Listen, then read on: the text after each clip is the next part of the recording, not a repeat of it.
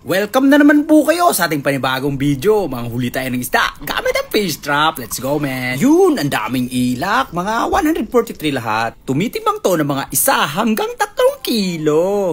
Ay, binibenta na natin yan. Alam nyo na. Estimated namin sa mga isdang to, umaabot to ng mga 200 plus kilos. Kaya thank you po. What's up mga ka-adventure? Adventure na naman!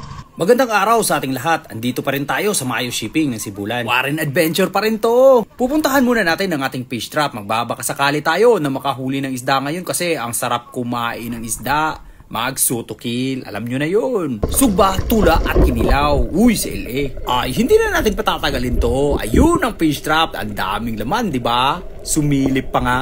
Yan nga pala ang pinagmamalaki naming fish trap. Oo, ang laki niyan. Mukha lang maliit tingnan, no? Pero grabe, ang laki niyan. Pasensya na kayo kung hindi ko na-videohan yung sa ilalim niya. Kasi nga, ang sakit ng tenga ko. Hindi ko pa kayang sumisid ng malalim kasi ang sakit. Ayun, nibulo na nga. Grabe, ang dami talaga ng huli, no? Nagputi-puti. Nagkukumpulan sila sa loob ng fish trap. At sobrang happy ni Boss Erms na nakahuli kami ngayon. Kaya sabi niya, videohan mo na ako. Kasi nga, once in a life experience lang to. Kaya grab na natin ang opportunity. Kung nagtataka kayo kung bakit sila pumasok sa fish trap na yan, ewan ko kung bakit sila pumasok. Baka nagustuhan nila ang kanilang bagong tahanan. Yan kasi ang nagsisilbing taguan nila kapag hinahan sila ng malalaking isda. Kaya pumapasok sila. Oo, ganun. Binilang namin kung ilang piraso ang mga isdang to. 143 pieces ang mga isdang to. At tumitimbang to ng mga 1 hanggang 3 kilo. Yan o, tingnan nyo, ang lalaki niyan. Jutayra, guys. Jutayra, guys. Jutayra, guys. Jutayra, guys. Jutayra, guys. Jutayra, guys. Singot, guys. Oh, singot. Singot, guys. Singot. Nasa 100 kilo lang, guys. At grabe talaga, hindi namin ma-explain yung nararamdaman namin na sobrang saya namin. Kasi tingnan nyo naman sinong hindi matutuwa dyan. Ang dami! Paldong-paldo talaga to. Ayun, gakisi-kisi. Sabi nga pala ni Jessica TV, agay to so. At kung nakaabot ka na sa video na to, ibig sabihin niya nag-enjoy ka sa panonood ng ating videos. Kaya share naman dyan. Pwede din kayo mag-heart at pwede din kayo mag-like. Uy, go! Mag-share ka na.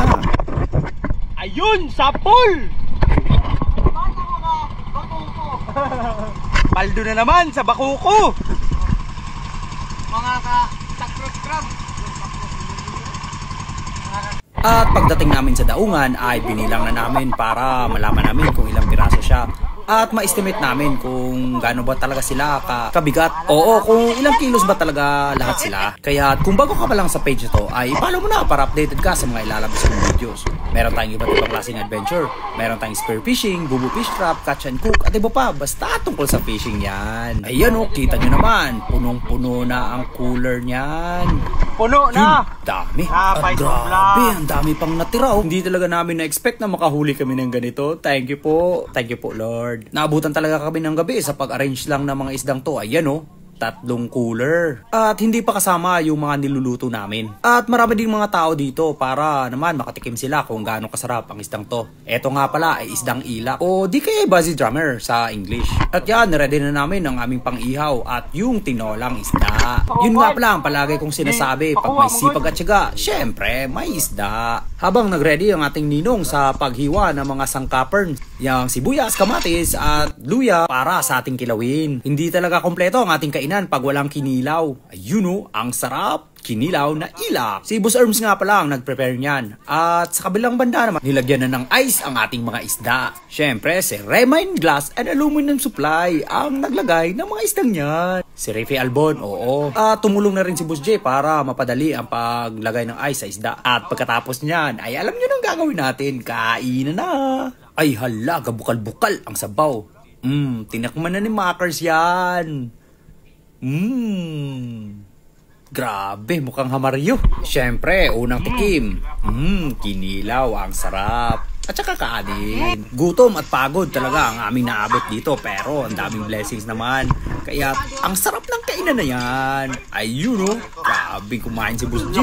Number 1 talaga namin gagawin ay magpapasalamat sa Panginoon na binigyan kami ng mga maraming blessings ngayong araw. At siya nga pala, salamat din sa inyong suporta at walang sawang pagkikilig ng ating mga videos. Stay safe and God bless sa inyo mga ka-adventure. Hanggang sa susunod nating adventure. Namin mga paldo. Celebrate muna kami. Let's go mga ka-adventure. Dundo kay dito kabulakan kiluto. May apple.